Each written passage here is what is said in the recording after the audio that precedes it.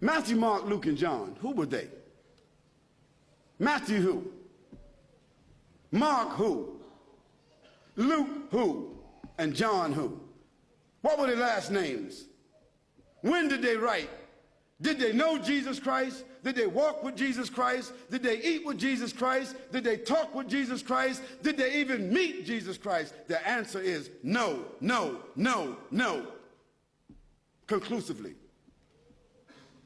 The earliest of them that wrote 40 years after Jesus Christ, so they never met him. The last of them wrote 80 years after Jesus Christ, never met him. The other thing is, all of them seem to have written the gospel according to. Now, when you write a letter, do you sign it according to? According to is the third party. If Joanne or Jackie or Bobby or Johnny told me something and I wrote it, I would say according to Joanne, Jackie, Bobby, or Ronnie, according to. But those four people would not write a letter and in front of it say Jackie according to Jackie and not even write her last name. Because if Jackie wrote me a check and only said Jackie, I couldn't cash it. And if I was a policeman and I stopped Jackie on the road and she had a license that only said Jackie, she's going to jail.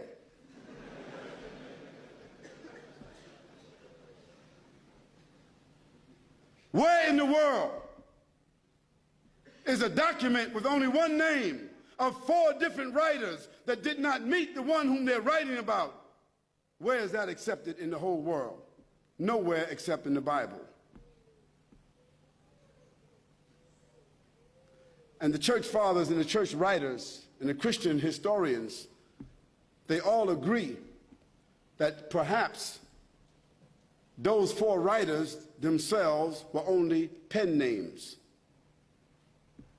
Because a writer would not write his first name according to. And there's a great amount of suspicion that the man called Paul, Saul of Tarsus, that because he wrote all the books from Acts all the way to the end of the New Testament, how many books is that? How many? 16, 15, 17, 19? All the books of Acts on, Colossians, Ephesians, Corinthians, Romans, Galatians, all of those books are written by whom? Paul, Saul of Tarsus, another man who never walked, who never talked, who never met, who never ate, who never prayed, who never knew Jesus Christ. Isn't that something?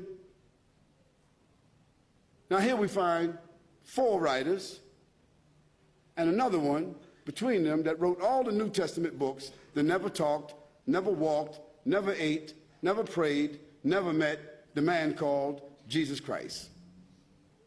Yet in their words, the first mentioning of the Trinity came from where? From Jesus or from them? The first mentioning of Jesus being divine, a man God, came from whom? From them.